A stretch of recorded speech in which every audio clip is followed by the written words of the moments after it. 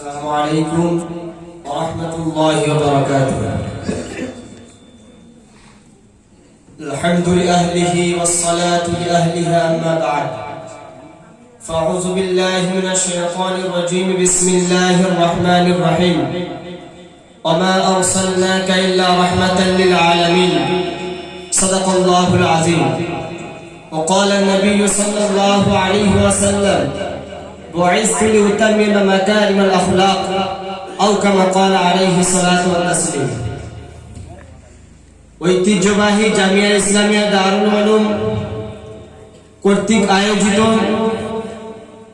আঞ্জুমান বায়ানুল কোরআন পরিচালিত আজকে বক্তৃতার সেমিনারে স্বনামধন্য সভাপতি ও মহামান্য বিচক্ষণ বিচারক মণ্ডলী ও আমার সামনে বসে থাকা দূর দূরান্ত থেকে আগত ইলমের পিপাসু ছাত্র ভাইয়েরা, সকলকে জানাই আন্তরিক শুভেচ্ছা, ভালোবাসা, অভিনন্দন।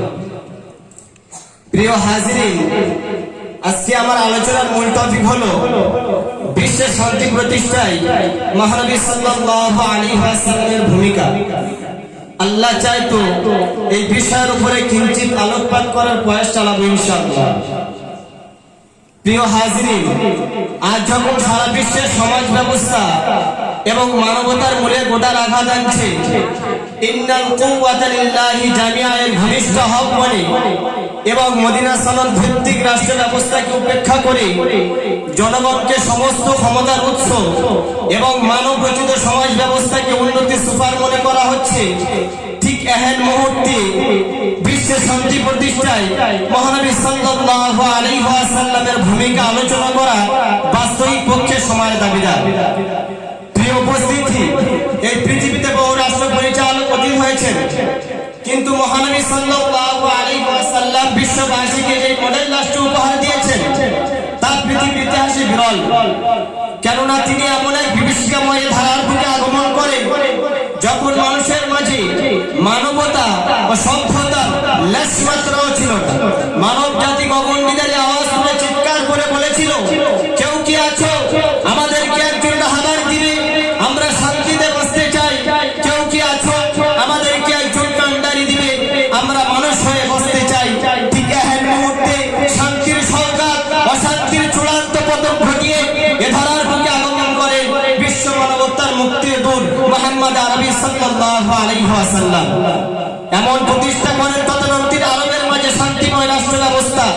তাই তো দেখা যায় হাঁটি হাঁটি পা পা করে শৈশব কৈশোর পেরিয়ে নবযৌবনে পদার্পণ করে যখন দেখেন সমাজের মাঝে অন্যায় অবিচার জুলুম নির্যাতন আরবের মানুষগুলোকে প্রায় মানুষ রূপে পশুতে রূপান্তরিত করেছে, নবী সাল্লাল্লাহু আলাইহি ওয়াসাল্লাম তখন সমাজ থেকে অন্যায় অবিচার জুলুম নির্যাতন উৎখাত করার লক্ষ্যে, নির্মূল করার লক্ষ্যে মাত্র 14 বছর বয়সে হিলফুল ফুসুল নামক সংগঠনে অংশগ্রহণ করেন। তার এই ধার্মিকতায় নবী সাল্লাল্লাহু আলাইহি ওয়াসাল্লাম 40 বছর নবুয়ত লাভের পরে এমন পরস্পর ঐক্য বজায় রাখার উদ্দেশ্যে সচ্চার কণ্ঠে ঘোষণা করেন, ইয়া আইয়ুহান নাস কুলু লা ইলাহা ইল্লাল্লাহু তুফলিহুন। ফলে মানুষ খুঁজে পেয়েছিল মানবতা ও সুশৃঙ্খল সমাজ।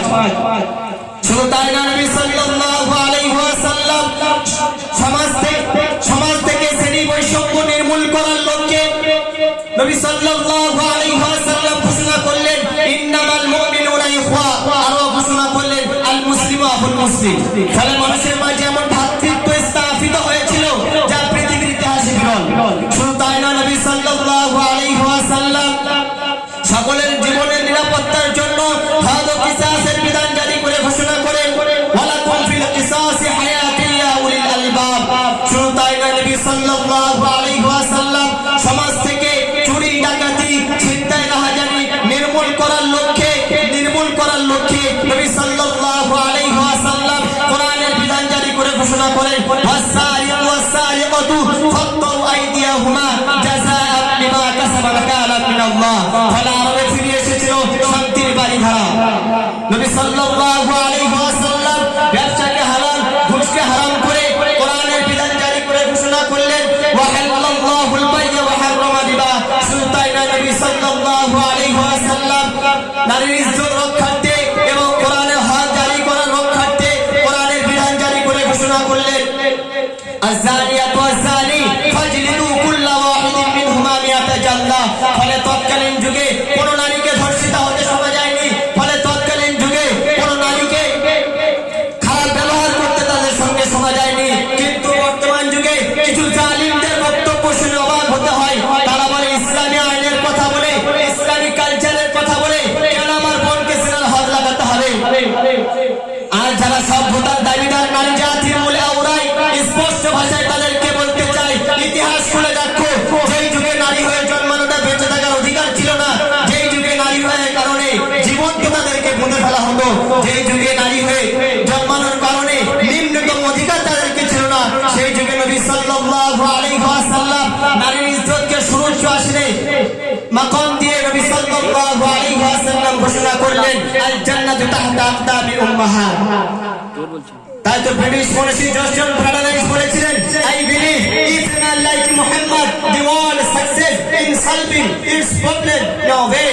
যার রাষ্ট্রনীতিতে মুগ্ধ হয়ে মহাত্মা গান্ধী বলেছিলেন, अगर राष्ट्र में अमानी करना चाहे, अगर राष्ट्र में अमानी करना चाहे तो मोहम्मद की हुकूमत इख्तियार करो। प्रिय हाज़रीन, যদি আমরা বিশ্বের শান্তি প্রতিষ্ঠা করতে চাই তাহলে মহানবী সাল্লাল্লাহু আলাইহি ওয়াসাল্লামকে আইডল মানা ছাড়া বিকল্প কোনো রাস্তা নাই। আল্লাহ তাআলা আমাদের সবাইকে বিশ্বে শান্তি প্রতিষ্ঠা করার জন্য নবী সাল্লাল্লাহু আলাইহি ওয়াসাল্লামকে আইডল মেনে চলার তৌফিক দান করুন। নাসরুন মিনাল্লাহি ওয়া ফাতহুন করিব ওয়া বাশশিরিল মুমিনিন ওয়া মা আলাইনা ইল্লাল বালাগ। আসসালামু আলাইকুম।